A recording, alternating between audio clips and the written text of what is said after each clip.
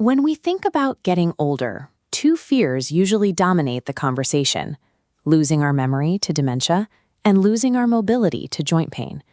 If the knee starts hurting or a name slips our mind, the reflex is to look for a magic pill or simply accept that the physical chassis is wearing out. But by hyper-focusing on our joints and our memories, we end up ignoring a much more immediate, mechanical threat to our independence.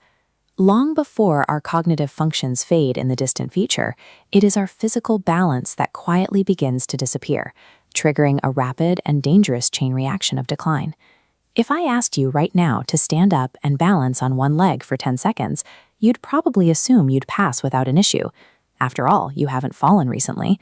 But that test feels deceptively easy because we constantly use visual cues from the room around us to prop up our failing equilibrium. Try doing it with your eyes closed. Removing that visual crutch instantly exposes where your physical baseline has actually degraded. This isotype diagram illustrates a stark reality. Exactly 1 in 4 people over 65 suffer a physical fall.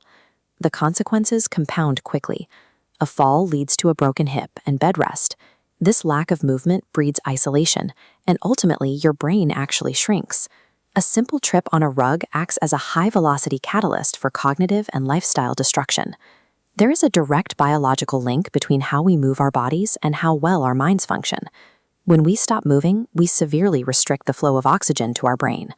You can see the difference when you look at superagers well into their 80s and 90s.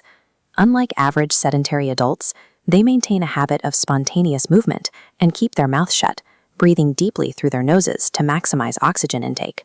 You'll notice this in older athletes, too. They might not have the raw strength of a 20-year-old, but they maintain incredible posture and equilibrium. The good news is that the human brain remains highly plastic as we age, and it responds eagerly to incredibly simple interventions. This line graph compares 2 clinical study groups, one stretching and one walking 30 to 40 minutes weekly. The walking group's data trends distinctly upward, showing a full 1% increase in their hippocampus volume. Exercise acts as a biological engine for the mind, delivering brain-saving oxygen and physically expanding our memory centers. To understand how to protect ourselves, we have to look at the cerebellum, a primitive part of the brain intimately involved in controlling our equilibrium. If you wear down the cartilage in your knee, it's notoriously difficult to get it back, but the cerebellum and your balance system are highly responsive to practice and training. Simple daily interventions force that neural system to rebuild itself. You can practice standing on one leg or engage in social movements like Tai Chi. Even a standard daily walk acts as a dynamic brain exercise. Walking is essentially just a controlled form of losing your balance and regaining it over and over again. Take that walk onto an unpredictable surface, like a hiking trail, and the benefits multiply. The uneven ground forces dormant stabilizing muscles and quiet neural pathways to wake up and engage. Physical aging does not have to be an inevitable downward slope.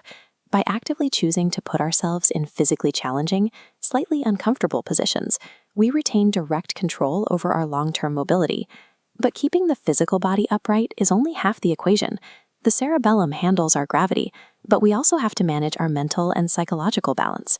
We have this cultural assumption that youth is the absolute best time of our lives. In reality, our 20s and 30s are often marked by profound confusion, uncertainty, and stress. This U-shaped graph charting happiness against age contradicts the myth of linear emotional decline. Life satisfaction hits its lowest point in our 40s and 50s. The causes of this midlife dip are clear: navigating peak career stress, overwork, and severe emotional imbalance.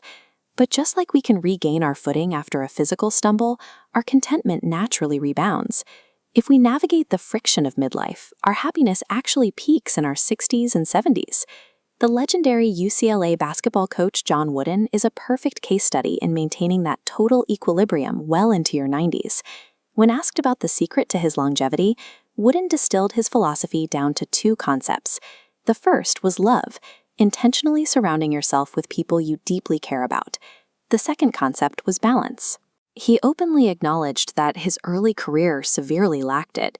He was relentlessly ambitious and spent a massive amount of time on the road, away from his family. And even Wooden struggled with balance in his old age. Late in his life, he suffered a physical fall in the middle of the night. He was wearing a medical alert button around his neck, but his stubborn pride prevented him from pressing it. He lay there until morning with a broken collarbone rather than ask for help. It's a stark reminder that the ego is dangerous. Guilt, shame, and pride can trip us up just as easily as a rug in a dark hallway. True longevity requires a dual effort. We have to actively train our physical bodies to stay upright in an unpredictable world, while simultaneously training our minds to find the equilibrium needed to actually enjoy the time we have left.